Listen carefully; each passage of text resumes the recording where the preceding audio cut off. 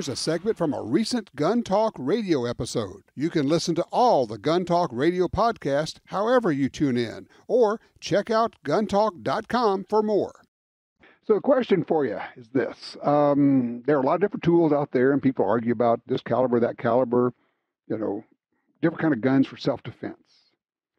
Question on the floor is there still a role for a revolver in self-defense? Well, joining me is a good friend, a longtime career law enforcement officer, trainer, range master, instructor at Gunsite, and now a very prolific writer about all things guns. Ed Head joins us. Hey, Ed, how are you?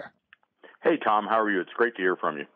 It is good to talk with you. So the obvious question is, why in the world would somebody, and you know how to shoot everything, so it's not like, oh, gee, you can't shoot a semi-auto, and you have lots of semi-autos. Why would anybody even consider a revolver these days? Well, it's been interesting. We've seen all this increase in gun sales, and revolver sales have kind of picked up. I think they're ahead of what anybody might have expected. So a lot of people are buying them because they're simpler to operate than a semi-automatic. Mm-hmm. Perhaps they require less training in that regard. I don't know. But a pocket 38, for example, a little snubby 38, fits right in your jacket pocket, easy to carry. Mm-hmm. And, we're seeing more and more people show up at Gunsite with revolvers. We even run revolver-specific classes. Well, it's interesting. I'm reminded of when in airplanes, we're always talking about, well, what is the mission? Because we'll figure out what the right plane is, depending on what you want to do with it. I think it's exactly the same thing here, is that, there's a lot of overlap, but there are things that you can do with a revolver that simply are easier, better, or better suited to do with a revolver than with a semi-auto. You mentioned a pocket holster or carrying a revolver in your pocket.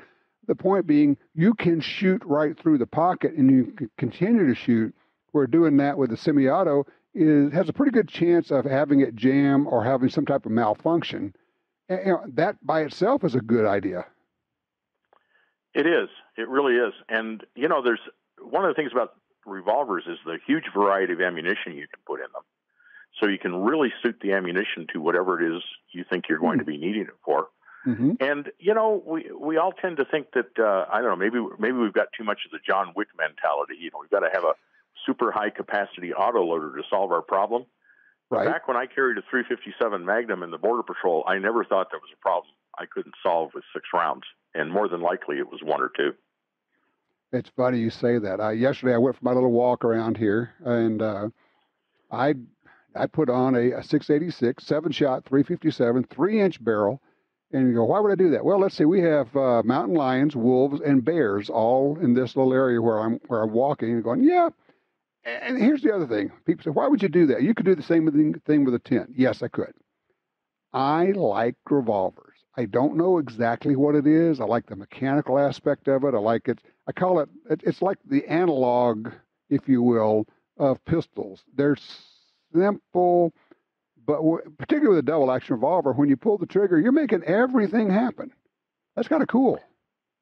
It is kind of cool. And what's amazing, I know this for myself, but I see it quite often in our students, is they have something of a revelation when they discover that they can shoot a double-action revolver in the double-action mode more accurately than they can their semi-automatic pistol in many cases.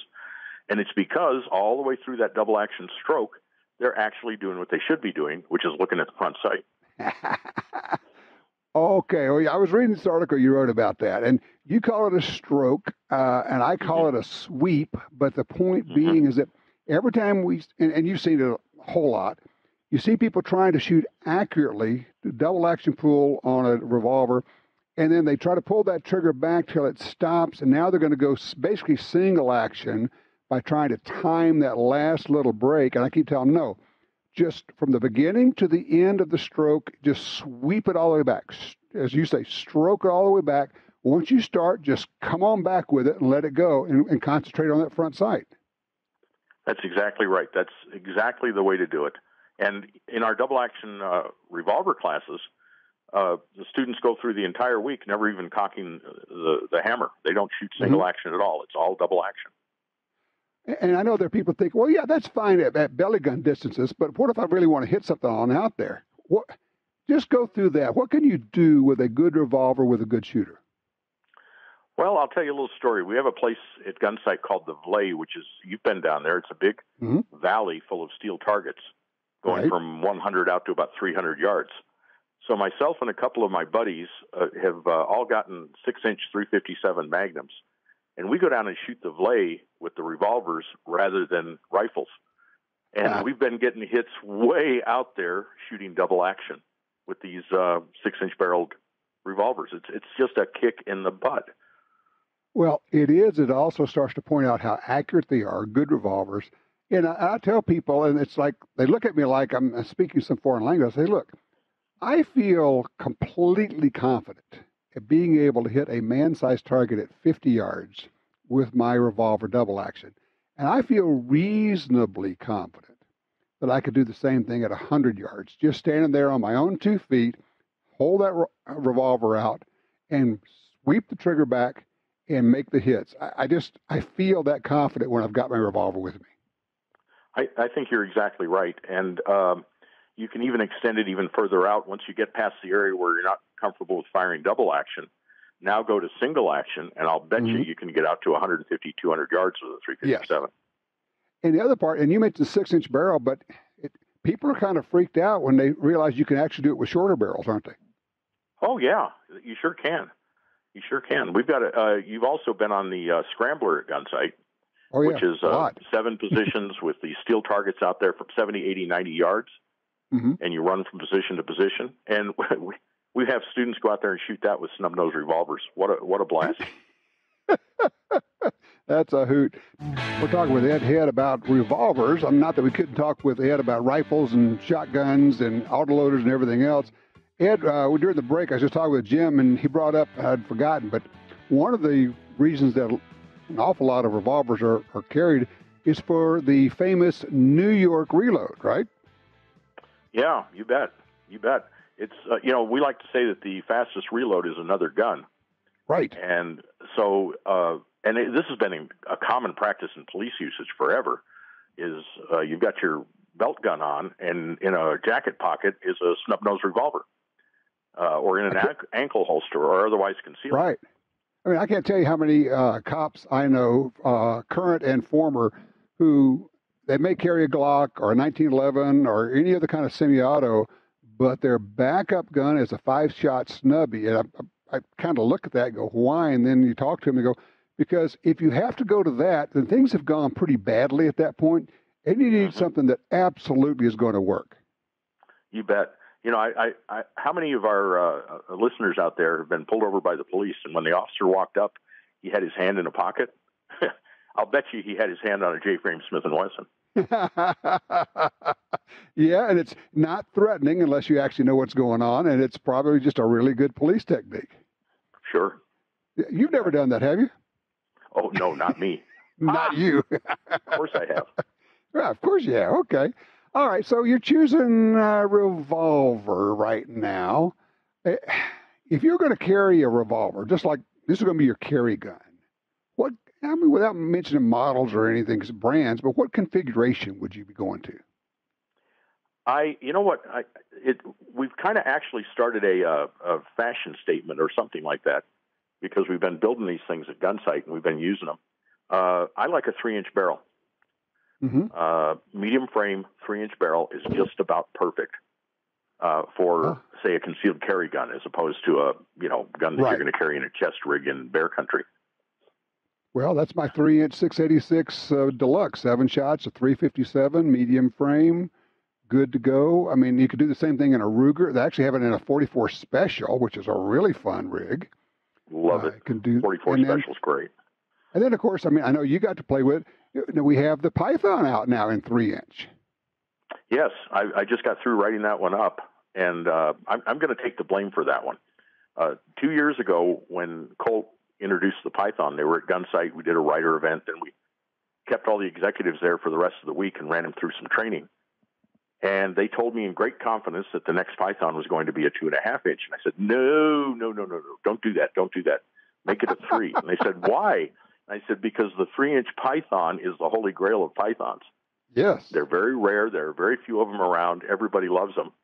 And by golly, they did it. I don't know if it's my fault, but I'm going to take the credit. Well, and I will tell you, we were tag teaming them. You didn't know it. Before they did the Gunsite event, they ran down to Louisiana, had Paul and Jason there, and we shot the 4 1/4 inch and the 6 inch. And I said, guys, it's got to be 3 inch next. And they looked at me like, yeah, what? They didn't really know what I was talking about. So I may have prepped them so that when you got to them, they went, oh my God, these guys are ganging up on us. Hey, great minds think alike, Tom. Yeah. There it is. And once again, and people are going to say, well, the 3 inch is not much better than a 2 inch.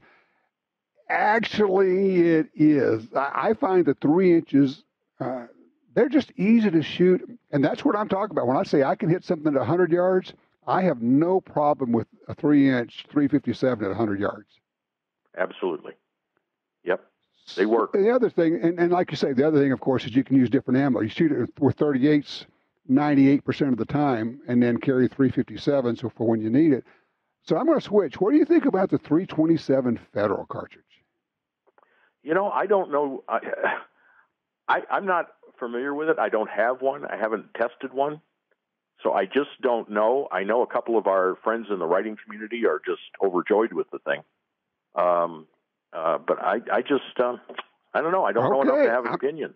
I'm going to lay it on you. For a snubby like the Ruger LCR, 327 Federal, you get one more round, which is a 20% increase. And a full house 327 Federal has exactly the same energy as a full house 357 Magnum. Right. It is amazing. We were shooting 32s in there just for fun, bang, bang, bang, having a bunch of fun, and then stuck a couple of full house 327 Federals in it. And it was like, holy cow, what was that? So for a little pocket gun, I think the 327 Federal, as long as you can get a good supply of ammo for it, is a really good option. Yeah, and like in the Rugers and so forth, you get it in a smaller frame size and so forth, so it's more compact. It's a pretty good idea. Yeah, it is. And then I have been known to carry a 44, both Magnum, but mostly a 44 Special, because I'm weird and like old cartridges and like old gun writers like Elmer and all the rest of them. Of course, Skeeter and all the rest. They like that 44 Special. I love the 44 Special. I'll tell you a quick story. A game warden, sure, who I was talking to, had just retired. He'd carried a 44 Special his entire career, and he said, "Ed, I've seen thousands of animals shot with a 44 Special, with basically the Skeeter load. The 7.5 grains of unique." 250 grain bullet at about 900 feet per second. Right. He said that load will kill any animal in North America, and you don't need a Magnum. That's all you need. And I said, well, you know what? This guy might know what he's talking about. Exactly. So even if you've got a Magnum, you might want to be shooting those in it. Ed, I got to scoot. Thank you so much. How can people keep up with what you're doing with your writing? Well, I have a column every month in Shooting Illustrated magazine, which is an NRA mag.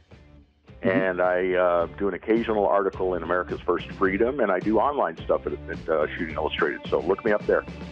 Very good. Thank you so much. I appreciate it, sir. Thank you, Tom. Always a pleasure.